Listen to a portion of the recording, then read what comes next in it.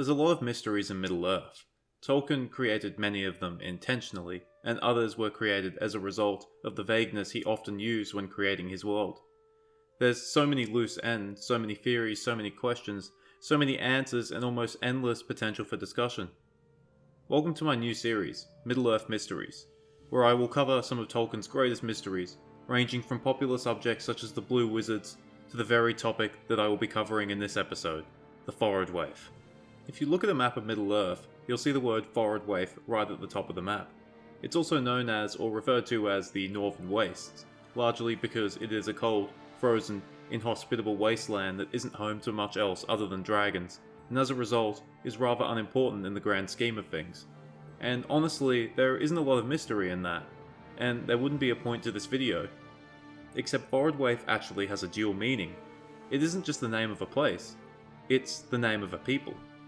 Now, unless you're a Lord of the Rings nerd like myself, you might not know this. Even people who are fairly well versed when it comes to the books might not even know about this. That's because the Forodwaith are only directly referred to twice in the entire modern canon. Yes, just twice. One is in the final few pages of the Unfinished Tales. Forodwaith only occurs once in the Lord of the Rings Appendix A3, and there refers to ancient inhabitants of the Northlands, of whom the snowmen of Forochel were a remnant, but the Sindarin word, waith, was used of both regions and of the peoples inhabiting them. The other is in the aforementioned Return of the King Appendix. These are a strange, unfriendly people, remnant of the Forodwaith, men of far-off days, accustomed to the bitter colds of the realm of Morgoth. Indeed, those colds linger still in that region, though they lie hardly more than 100 leagues north of the Shire. The Lossoff house in the snow, and it is said that they can run on the ice with bones on their feet, and have carts without wheels. They live mostly inaccessible to their enemies on the great cape of Forochel that shuts off to the northwest the immense bay of that name, but they often camp on the south shores of the bay at the feet of the mountains. You might recognise something more familiar there. The Lossoff, the snowmen of Forochel, referred to in Appendix A3. They're the ones who help King Arvedui of Arthedain when he's fleeing from the Witch King. They're aloof, unfriendly, but they're not evil. They hate the Witch King. They help Arvedui by giving him food and shelter, and offer him advice. And apart from the part they play in Arvedui's escape and eventual drowning, they're pretty elusive in the story. What the text also mentions is that the Lossoff were the remnants of an ancient people of men known as the Forodwaith, who lived in the Northern Wastes. We know very little about these men other than their name and other than the attitude of their descendants, the Lossoff. This alone raises some good questions. Who were these men? When did they exist? How many did they number? And why, just why did they choose to live in such a cold, inhospitable place? With so little to work with, it's hard to answer these questions, but as is tradition, we'll do our best. So who were the Forodwaith and when did they exist? The use of the word ancient normally suggests the First Age, the age in which men awoke after the rising of the sun and moon. So it wouldn't be impossible that the first men who would become the Forodwaith awoke in Hildorian in the east and then journeyed northwards, eventually reaching their cold, frozen homes within a few centuries or perhaps even within a few decades. Considering the lands they ended up in, they probably numbered few compared to other peoples of men, and likely lived in small communities, probably nomadic or semi-nomadic in nature. This leads to perhaps the most baffling question. Why did they choose to live in the Northern Wastes? These lands are vast, but all descriptions of them paint them as nothing but a bleak, icy landscape that is unnaturally cold.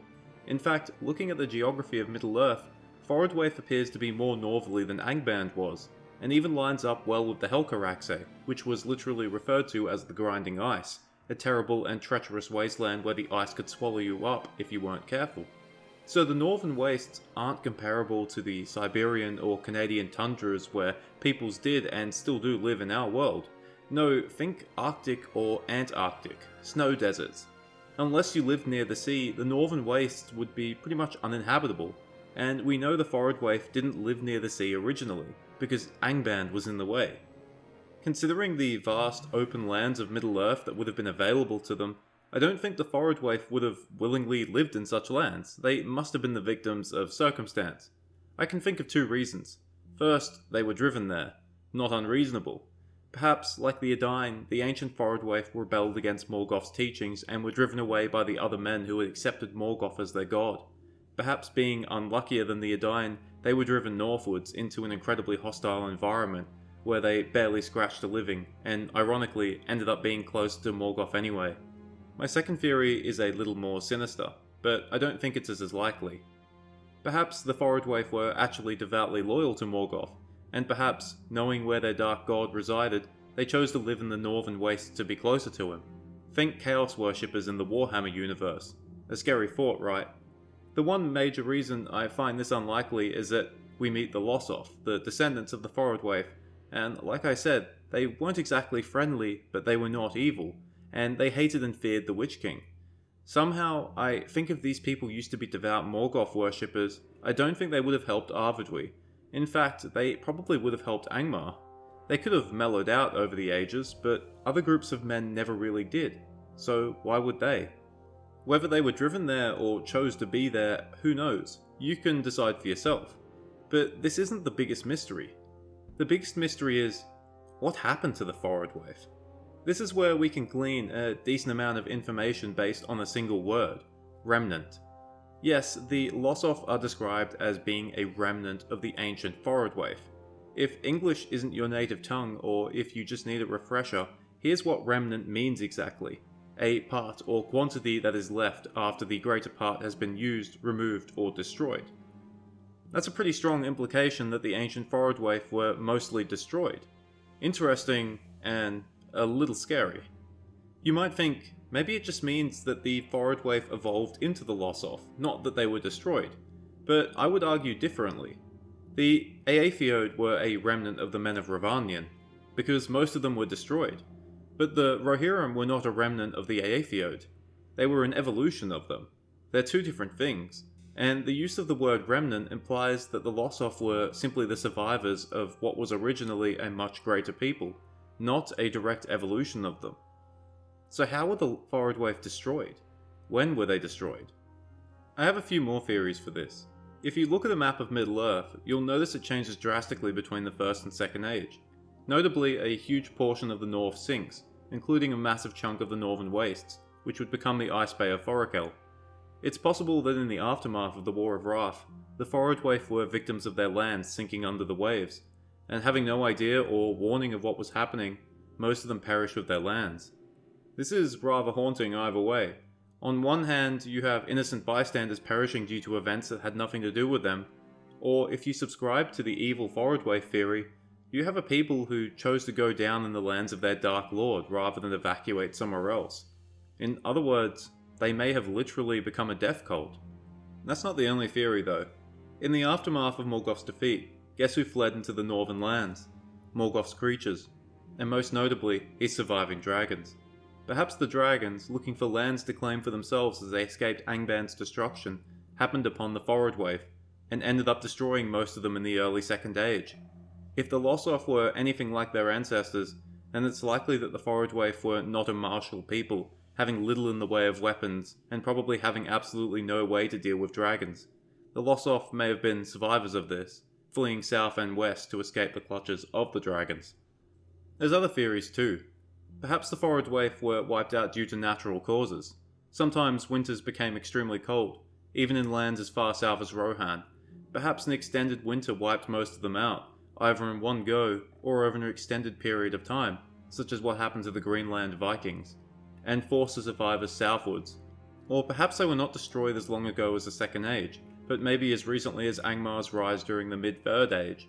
Perhaps the Forodwaith, maybe having withdrawn southwards, were the first victims of the Witch King, hence why the Lossoth feared him so much. Given what we know, all we can say for certain is that the Forodwaith seem to no longer exist by the last third of the Third Age. Something happened. A people don't just simply cease to exist, there has to be a reason. But we don't know that reason, we never will, so all we can do is guess. Whatever did happen, it had to have been catastrophic in nature, yet far removed enough so that the protagonists of the story, the record keepers of the tale of the years, have not learned of it. Perhaps the only people who do know what happened are the Lossoth, and given their nature, I doubt anyone managed to squeeze that tale out of them. Another interesting thing I will mention is that the Forodwaith appear in Tolkien's earlier drafts within the Book of Lost Tales. In the story concerning Elfline, a man born in 9th century Anglo-Saxon England, and the first man that is supposed to discover the straight road to Valinor. Of course, these are very, very old tales and don't have much to do with modern canon, but in Elfline's tale, the Forodwaith are very much supposed to be the Danish and Norwegian Vikings. I wonder if Tolkien imagined them to be the same in the 2 brief times they are mentioned in the modern canon. Certainly, if they were supposed to be like the Vikings, we don't have any evidence of them raiding. Thank you for watching. I hope you enjoyed it, or at least found it interesting. As I said earlier, this is going to be a new series, focused entirely on subjects that are mysterious in nature, with no definitive answers in place. I want to explore the lesser known parts of the Legendarium, and perhaps help offer answers to those theories and questions that have none. This series likely won't be as regular as War in Middle-earth, but it'll allow me to group my videos together, so it's easier for both myself and the viewers. Cheers, farewell, and remember, if you move somewhere too cold, perhaps try to find somewhere warmer. That's probably the first bit of advice I've given that's actually useful.